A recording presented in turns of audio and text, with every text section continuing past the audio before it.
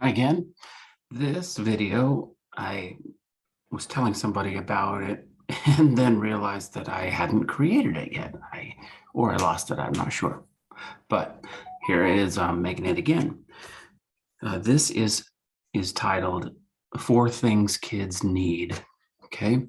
And so I'm going to walk you through a document that will show you kind of a play-by-play.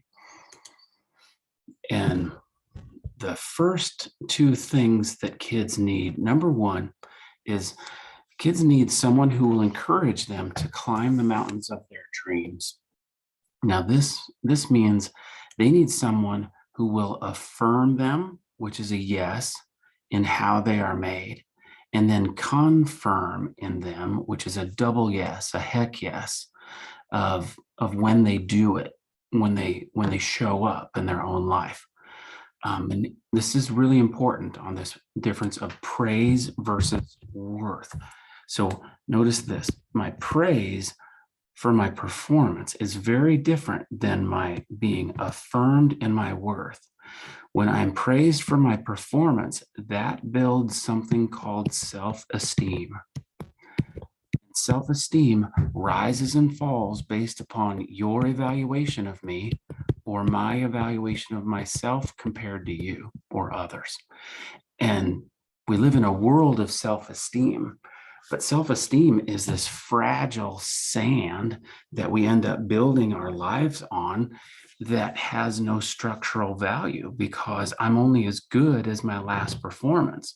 What we need and where we want to go is not self-esteem, but self-worth,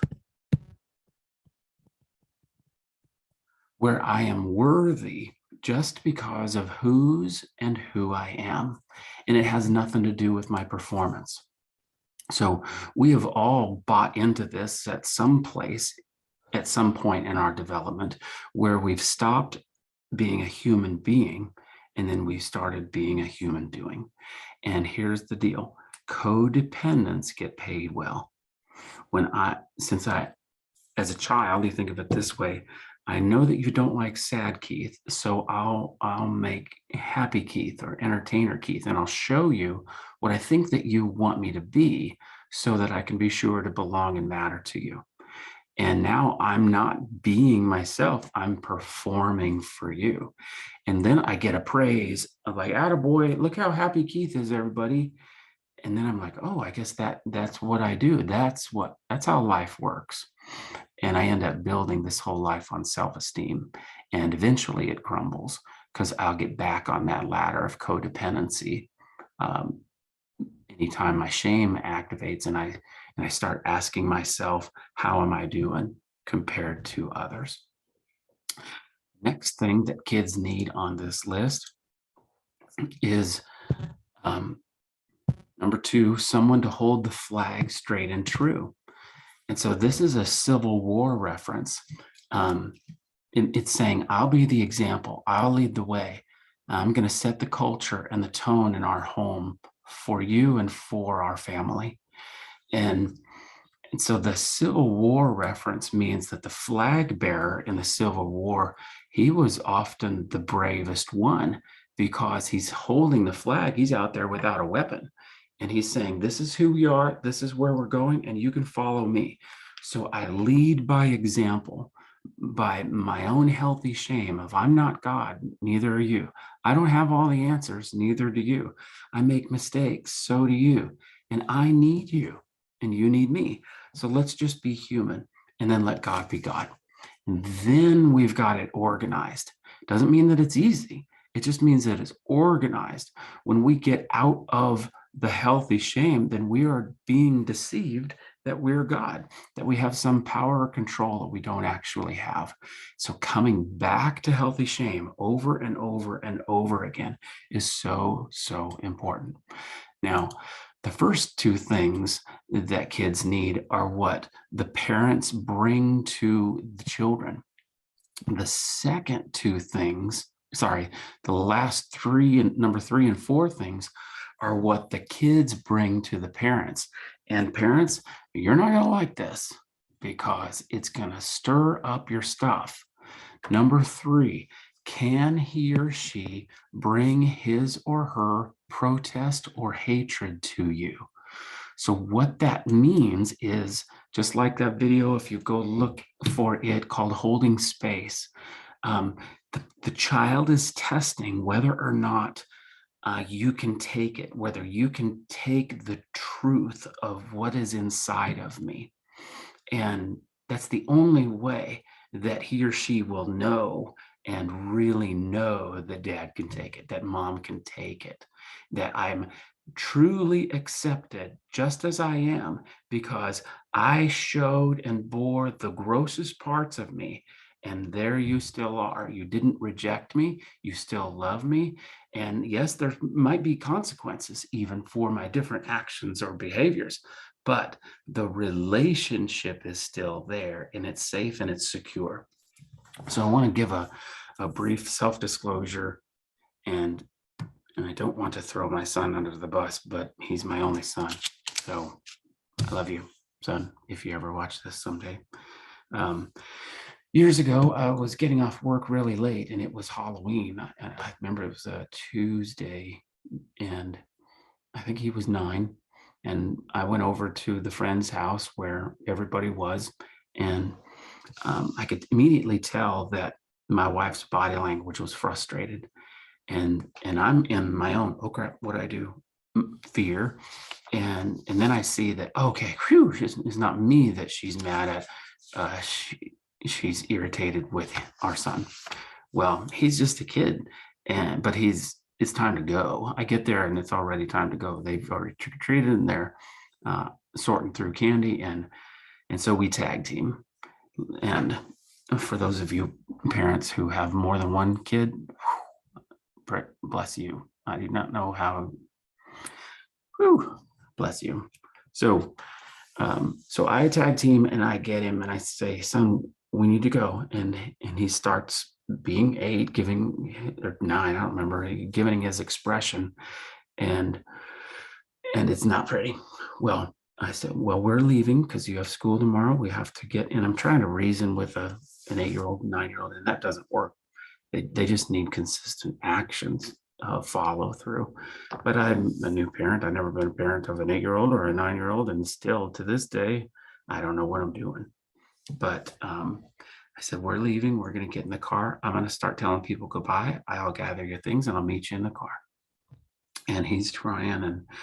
And so we have a quiet 20-minute drive home. And then we get into the bedtime routine and take a bath and get in bed. And he and I had this routine of, Dad, will you rest with me? And so I would lie down beside him. And I was really intentional about this. And I'm lying beside him. He's on my left, and I'm like nurturing and giving him touch and nurturing touch while I speak life into him. And I'm telling him like the things that he's good at. And just like that movie, The Help. Yeah. You is good. You is kind. That thing. That's pretty awesome. That's where I got that. Anyway, that's our normal routine. And I asked him, do you want me to rest with you? And he said, I don't know. What do you need? He said, I don't know. Okay. And then he says, I need paper. Okay. And I get him a paper. Is that it? I need a pencil. Okay. And then I get him a pencil. By this time, I'm starting to boil, and I can feel it coming up.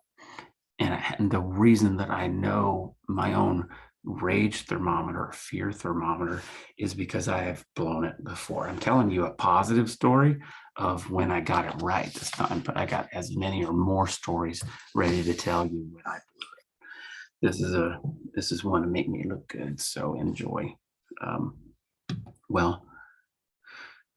So he starts writing on a paper, but I need to do my own. I give myself a grown-up timeout and I go sit at the dining room table and do my own breathing and self-regulating, because this is the 6th game of the World Series that was on consecutively at that time. And I'm like, dude, I want to watch the World Series. I worked all day. I just want to rest.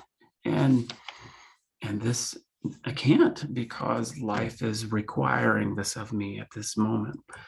And so I'm self-regulating. He comes down and he gets me. And then we go back into his room, and my counselor brain's always on. And I said, "Do you want me to read this?" Uh-huh. "Do you want me to read it out loud?" "No, I don't know." And then, "Is there a particular answer that you're hoping for after I read it?" "I don't know." "Okay, I'm going to read it."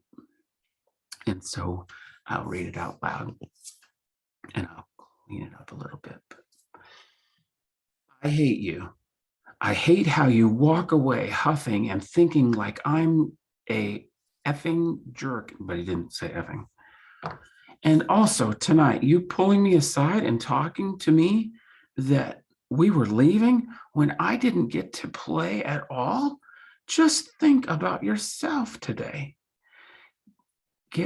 Think when you were little, when you didn't want to go home and your parents made you. Were you mad at them? Of course you were. So why do it to me? This is how I feel. Sincerely, your son. P.S. I had a long day." And so my gears are grinding. I don't know if you could see the smoke coming out of my ears, but I'm scrambling, paddling like heck underneath, but gliding on the surface. That's what us parents do. Well, what am I going to do?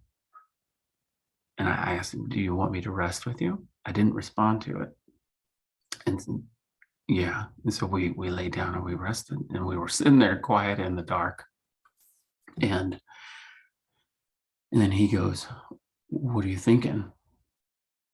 And at that moment, I was thinking,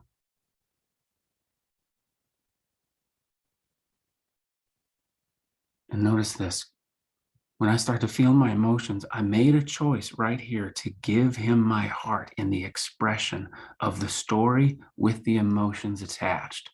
So I want to make that clear. It's not acting. I'm just letting myself feel it. And so when I answered that question, I said, when I was 9, there was no way that, oh, wait, sorry, I skipped ahead one. When the first time he was asking, what are you feeling? What are you thinking?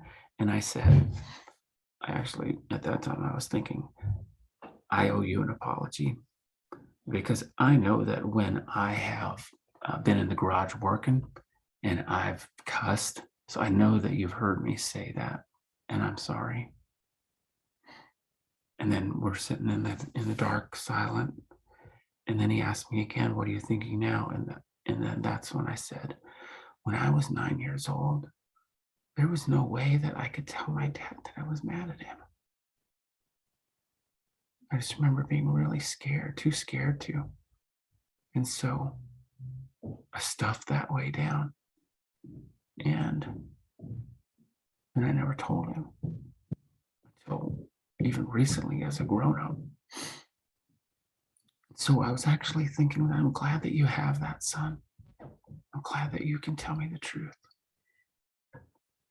And so I finished my routine of speaking life into him. I prayed over him. And by the time I had gotten to the door, he had told me that he loved me 4 times. So I finally recognized the itch and was able to scratch it and sit and hold the space for him to tell the truth. And it's been such an important, vital skill in my parenting him. And like I said, that's one time when I was able to do it, because there's other times when I've blown it, where I've just flipped my own lid and I can't give him what I don't have, and I reach the limit of my own humanity. But when I finally recognize that, I'll always come back and lead the way and apologize to him and take ownership of my behaviors and separate out what was mine and what's not mine, to give him clarity of, son, when I did that, I wasn't being responsible for myself. And I don't want you to know that you're not responsible for me. That was mine. And I'm sorry that behavior came out. And it came out because I was actually so afraid. I tried to control you. I control your mom or a situation, and I forgot for a little while that I was not God. Whew. So the last one is number 4. And number 4 says, can he or she grieve in front of you? Because the big overarching picture of all of what we're doing is we need to learn 2 things: keep no secrets and grieve well. And in that story, at that time, that movie, I don't remember the name of it, the kid with the birth defect face, and he wore the space helmet, Wonder, that movie Wonder. And my son was sitting right beside me, and I like wiped away my tears. I'm watching the movie, and I can feel my son's eyes right there on me. But I as I looked back on that, I was hiding the truth of my inside. So I had shame about my insides and how I was made, as if I'm shaming myself that I shouldn't be sad or I can't let my son see me cry, which is not true. I need to actually press into it and role model that for him of what it's like to be human, and give when I give myself permission to be human, then I simultaneously give him permission to be human too. And so I apologize for that too, that I hid my tear from you, and I'm going to do a better job of grieving in front of you and showing you how to do that. So that's it.